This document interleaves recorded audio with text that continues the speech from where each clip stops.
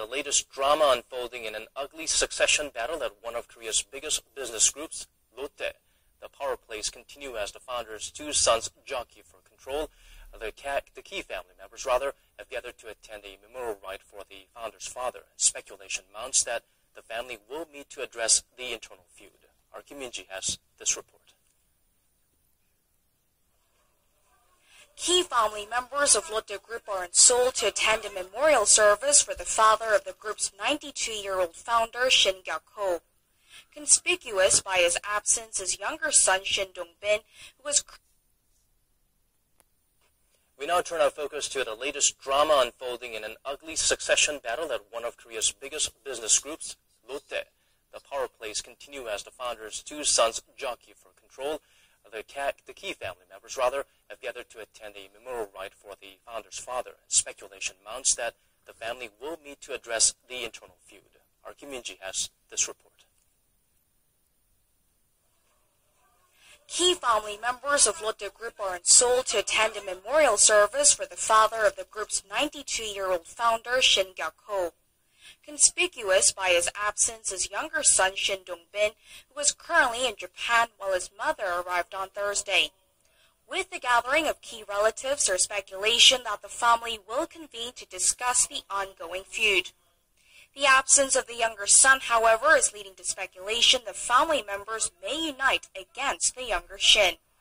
This comes amid an ugly battle as the founder's two sons are engaged in a power struggle for the throne. Just days after a failed attempt to remove his younger brother from Lotte Holdings, the group's de facto holding company based in Japan, the elder son, Shin Dong-ju, on Thursday unveiled a document signed by his father ordering the termination of his younger brother and several other board members. He claimed that another document showed that he was reappointed as the head of the holding company. In January, the elder Shin was stripped of his titles at 3 Lotte affiliates. However, the younger Shin, who heads Lotte Group based in Seoul and was appointed as the head of Lotte Holdings earlier this month, claimed that it was invalid due to failure to complete required processes and also cited his father's poor judgment due to old age. On Tuesday, the younger son also fired his father as chief executive and general chairman, demoting him to the position of honorary president and putting himself at the helm of the retail giant. It remains to be seen who will gain the upper hand in this ongoing dispute. The matter will be voted at a future shareholder meeting, although a date has yet to be confirmed. Kim Min-ji, Arirang News.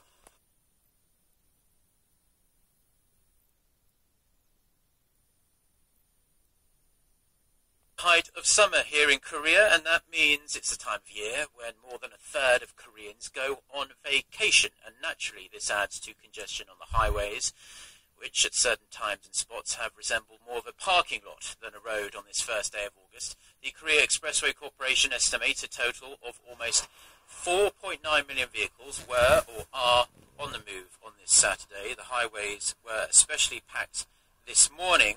There was a stretch of 110 kilometers of stop-and-go congestion earlier, heading towards Gangneung, one of the most popular travel spots on Korea's beautiful eastern coast. The traffic is expected to ease after 8 p.m., so in a couple of hours' time. As for other means of travel, queues for train and bus tickets have been long nationwide as Koreans look to get away for a few days. The number of people travelling by plane is also around a third more than average.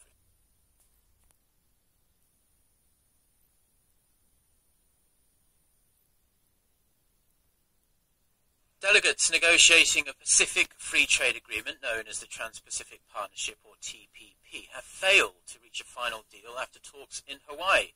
Trade ministers from the 12 countries involved in the TPP talks failed to break deadlocks on some key issues. That said, the ministers still say they are confident an agreement is within their reach. The issues that held up the deal are politically sensitive, including efforts to allow more rice imports to Japan, more sugar imports to the United States, greater access to Canada's dairy market, as well as expanding patent protection to a new class of promising drugs for 12 years. When sealed, the Trans-Pacific Partnership will stretch from Japan to Chile and cover 40% of the world economy.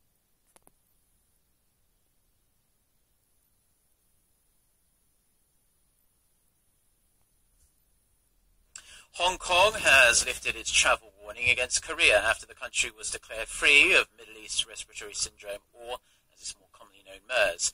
The red outbound travel alert, in place since June 9th, was meant to curb non-essential travel and encourage people from Hong Kong to stay away from Korea in light of health concerns. The country has also stopped its policy to treat all arrivals from Korea who display flu-like symptoms as suspected MERS cases. The Korean government last week declared the effective end to the MERS outbreak that killed 36 people. There have been no new MERS cases in Korea since July 3rd.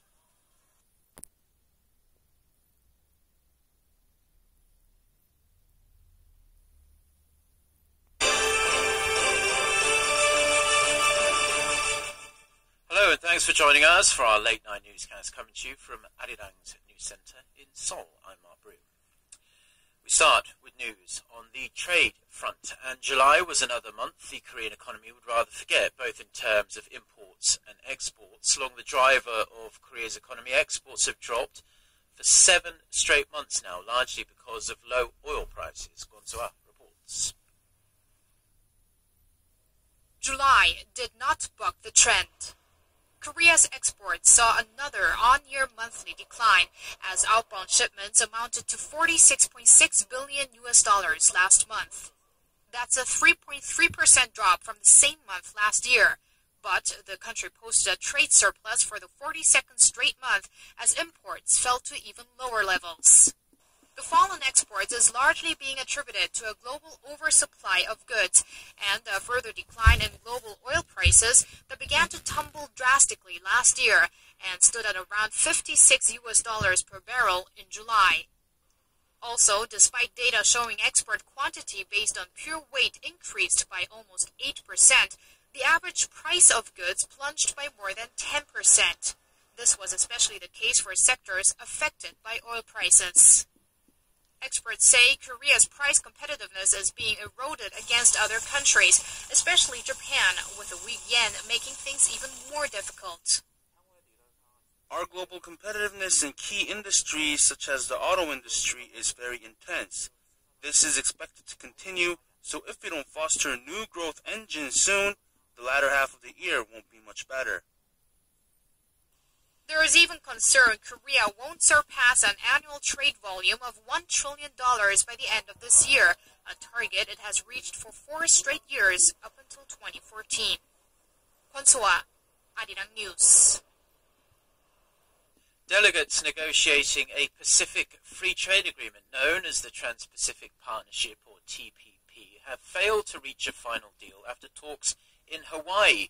Trade ministers from the 12 countries involved in the TPP talks failed to break deadlocks on a number of key issues. That said, the ministers still say they are confident an agreement is within their reach. The issues that held up the deal are politically sensitive, including efforts to allow more rice imports to Japan, more sugar imports to the United States, greater access to Canada's dairy market, as well as expanding patent protection to a new class of promising drugs for 12 years.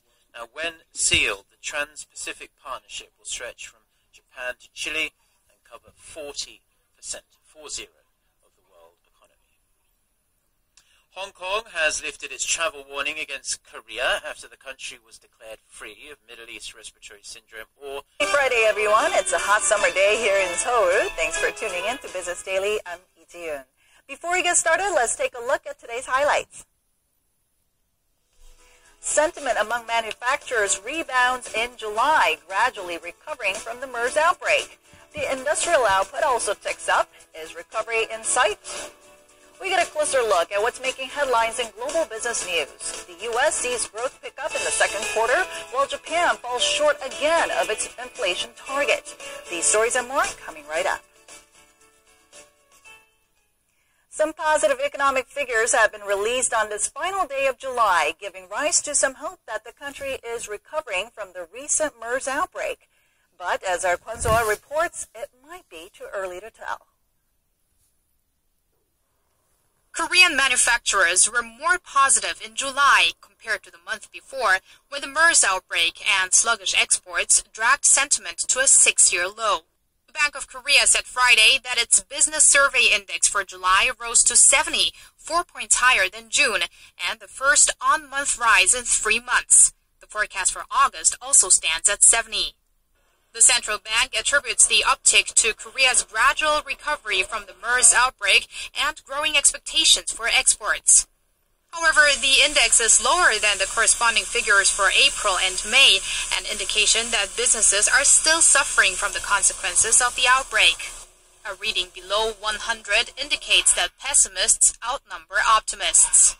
In a different report released by Statistics Korea Friday, the nation's industrial output rebounded for the first time in 4 months in June, as it inched up 0.5%. This is mainly due to greater production in the